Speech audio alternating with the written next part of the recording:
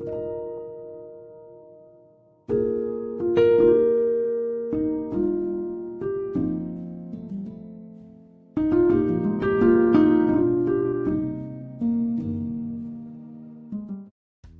réaliser votre nœud papillon à l'aide de votre pistolet à colle, vous aurez besoin, donc sans surprise, votre pistolet à colle, une chute de tissu, un stylo friction pour les mesures, des ciseaux. Donc moi j'utilise plutôt le cutter rotatif, c'est plus simple pour moi pour les découpes. Une aiguille et du fil. Puis votre règle également. Donc c'est parti pour la préparation du tissu.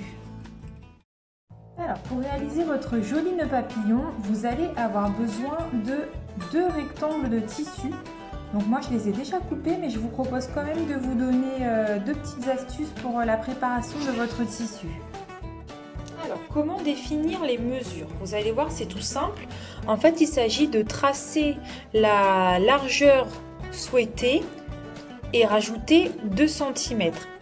Les 2 cm en fait correspondent aux marges de collage de chaque côté. Pareil pour la longueur souhaitée plus les 2 cm de marge de collage. Donc moi mon nœud papillon, j'ai voulu le réaliser en fait aux dimensions suivantes.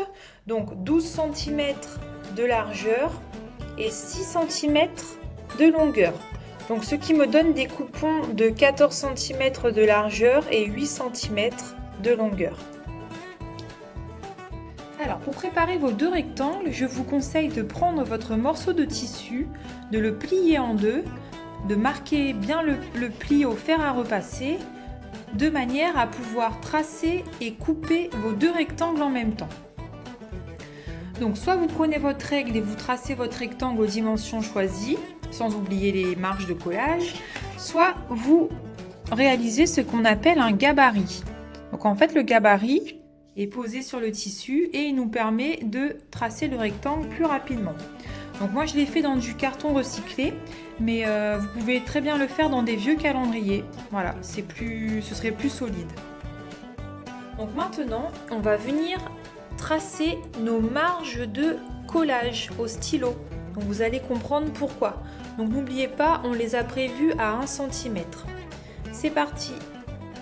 Donc pour ceux qui me suivent déjà, vous avez remarqué que j'adorais parler de ma règle. Donc là, pour tracer mes marges à 1 cm, donc je vais l'utiliser. Donc voilà, je me sers des pointillés pour me placer à 1 cm, puis je vais venir tracer mon trait tout le long, puis pareil pour les autres côtés. C'est parti. Donc petite astuce, avant de prendre mon fer à repasser, j'ai marqué la marge en fait à l'aide de mes ongles en écrasant bien la pliure. Donc vous voyez, elle est juste sur le trait. Donc maintenant je vais pouvoir passer un coup de fer à repasser. Et je vais faire la même chose pour tout le tour. C'est parti. Oh là là là là là là, vous voyez, tout s'est effacé avec le fer à repasser. Donc pas de stylo friction pour ce traçage. Donc vous allez comprendre pourquoi après, mais moi je commence par former mes 2 plus longues marges avant de faire les petites sur les côtés. Donc c'est super car rien qu'avec les ongles on peut déjà avoir ce genre de pli, ce qui facilite le repassage. Donc mon pistolet à colle est en train de chauffer. Mes 2 rectangles de tissu sont prêts avec leur marge de collage. Donc vous l'avez certainement deviné, il va falloir appliquer de la colle sur les marges tout autour. Voilà. Puis ensuite coller les 2 rectangles entre eux. Donc moi, une petite astuce que j'ai pu développer en fait, c'est que je fixe les 2 petites marges. Ça me permet de maintenir toutes les marges de couture ensemble et ça me facilite le collage par la suite. Donc pas la peine de mettre trop de colle, une simple petite pointe de chaque côté suffit. Donc notre travail commence à prendre forme. Comme je vous l'ai dit, j'ai mis un petit point de colle là pour fixer mes petites marges. Donc regardez ce que ça donne en fait. C'est comme si on les avait cousues. Donc maintenant, je vais venir mettre un trait de colle tout autour, juste d'un rectangle, puis je vais positionner le deuxième rectangle dessus. Donc pensez bien à faire un petit check sur tout le long du rectangle pour repérer les endroits qui auraient besoin d'un petit peu de colle supplémentaire. Donc voilà, on a terminé la partie collage. On va pouvoir maintenant former notre nœud papillon. Donc pour cela, on a besoin d'une aiguille et du fil. Pas la peine de gaspiller votre joli fil car celui-ci ne sera pas apparent à la fin. Donc ce qu'on va venir faire en fait, c'est une petite piqûre à la moitié du rectangle, une piqûre tout le long là, en accordéon. Donc c'est cette technique là que j'utilise pour la réalisation des fleurs en tissu. D'ailleurs, si vous n'avez pas encore regardé ce tuto, je vous invite à le faire sur ma chaîne. Donc pour être sûr de bien piquer à la moitié, moi ce que je vais faire, c'est que je vais venir tracer une ligne tout simplement qui me servira de repère. Donc voilà, mon trait est tracé. Je vais maintenant commencer la piqûre en accordéon. Donc je viens piquer dessous en essayant de tomber sur la ligne, voilà. Donc là j'enfile pas mon tissu, je le garde au niveau de l'aiguille.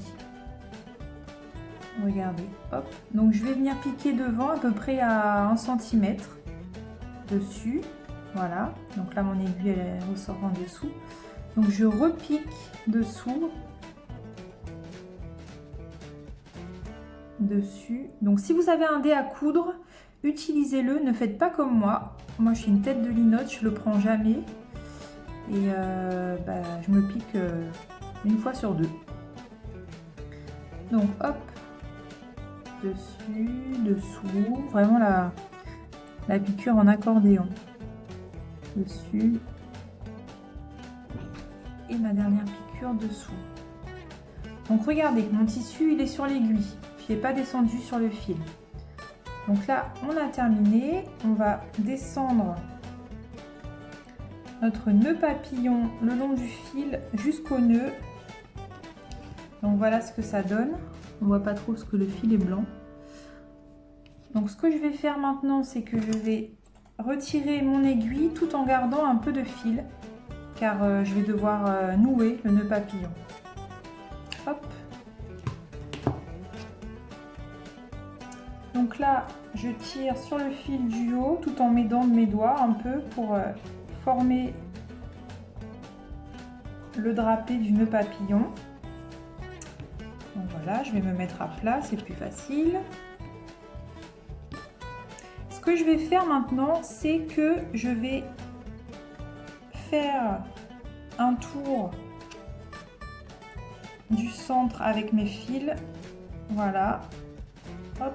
Puis maintenant, je vais effectuer les nœuds. Donc j'en fais plusieurs pour être sûr que tout ça tienne bien. Et pour être sûr que le côté drapé de mon nœud papillon soit bien formé. Donc je fais plusieurs nœuds. J'hésite pas. Hop. Des doubles nœuds, des triples nœuds.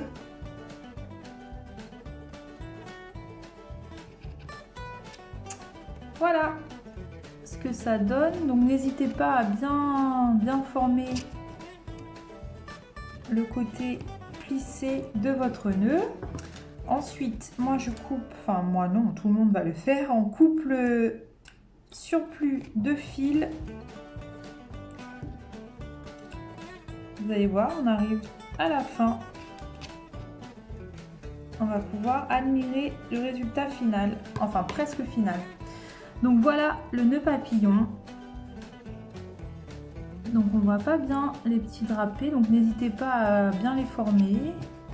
Donc voilà, que ce soit de ce côté-là ou de ce côté-là, il est double face. Donc voilà, maintenant on va passer à une de mes étapes préférées, qui est l'étape de la customisation. À tout de suite. Alors nous voilà à la dernière étape, l'étape de la satisfaction personnelle.